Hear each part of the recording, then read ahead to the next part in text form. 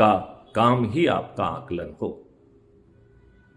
क्या आप चाहते हैं कि आपको अपने कार्य के आधार पर पदस्थापनाएं मिलें, प्रमोशन मिले?